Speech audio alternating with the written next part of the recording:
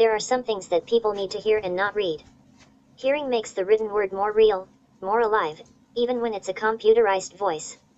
When someone has studied something for a very long time, it's not easy to explain in a few minutes what's been discovered over a period of years. So I'll try to encapsulate my discoveries after I turned 35, back in 1991. My birth name is Jeanette Gale Francis. There is a Campbelltown and a Camden in South Australia, however I'm referring to Campbelltown and a Camden in New South Wales where I grew up from the year 1962, after being born and living in Cooma near Canberra in 1956. I had experienced numerous days in the 1980s and 1990s, where I was obviously being drugged and attacked when unconscious, kidnapped and treated badly, leaving me with open bleeding wounds. All due to commonly outrageously false beliefs held by strangers and casual associates. I discovered the rumors were actively spread by senior employees in our government police departments. People tasked with law enforcement. Instead they were a well-organized crime syndicate much worse than any mafia or outlaw motorcycle club or drug cartel could ever be, because they are the ones employed specifically to protect us from organized crime. Police and other government public officers are not employed to cause harm to me and my equally innocent young family, as they have in multiple long-term multi-decade revenge attacks. Why were these strangers physically attacking us? Because I'd upset the largest group of fake heroes on our planet, the Brotherhood of Freemasons. Because I'd reported child sex crimes to police that involved their Masonic brothers, child sex crimes that amongst the fraternity of Freemasons linked to Masonic prime ministers and other equally fake pillars of society. A mere woman challenged the right of Australian men to do whatever they wanted, despite the law. Men used to literally owning women as their saleable possessions prior to the 1990s under Australian law. Due to the numerous government-protected assaults, I left my birthplace in New South Wales, for Adelaide, in South Australia. Soon after arriving I experienced a massive force of energy to the back of my neck that traveled into my brain then down into my feet. The force of energy appeared to enliven something that has been vibrating rapidly inside me ever since. I was left with a huge soft spongy lump of high internal heat on the top of my head where you can see in subsequent radiology, a large area of bright white. The radiologist claimed this bright white area was normal. Normal means everyone else has one. But they don't.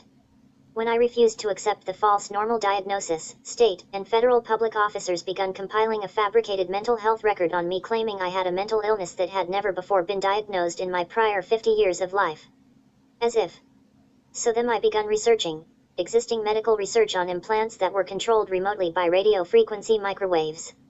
I was stunned to find a huge array of implants that caused similar symptoms to what I was experiencing.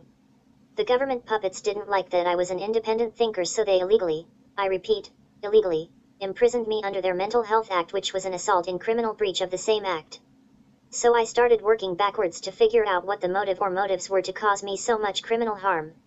They all came back to child sexual assault, my assault as a child, my siblings' assaults and our children's assaults as children, and the murder I'd witnessed in my dad's Freemason Lodge temple when I was about 11, circa 1967 when Mum was cooking there, after meeting dinner.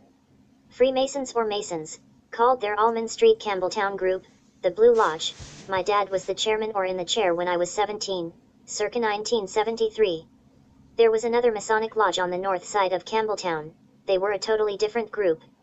The Almond Street Lodge was disbanded, so my pedophile dad migrated to the Camden Lodge where most of the members were police from the Camden Local Area Command in John Street, Camden, as well as the long-term local court magistrate in Camden and numerous other government public officers, all of whom protected my dad in his pedophilia exploits. Evidently, as they were all hardcore pedophiles. You'll note in my written texts that under the circumstance of being a target of human trafficking in a global medical research industry centered in Australia, where my children and their dad have also been targeted, I actually restrain myself considerably, not due to respect of the perpetrators, simply so they can't discredit me further.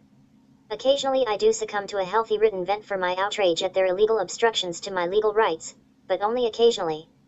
Herein is my supporting evidence to prove beyond any doubt whatsoever, I repeat beyond any doubt, that I am a victim of politically motivated violence in my birth country, which is also the country of birth for my recent ancestors in the past couple of 100 years. A country governed by a fucking worthless pack of bloody lowlife parasitically criminal politically psychopathic drongo hypocritical two-faced backstabbing liars. Scumbag City Central, Australia.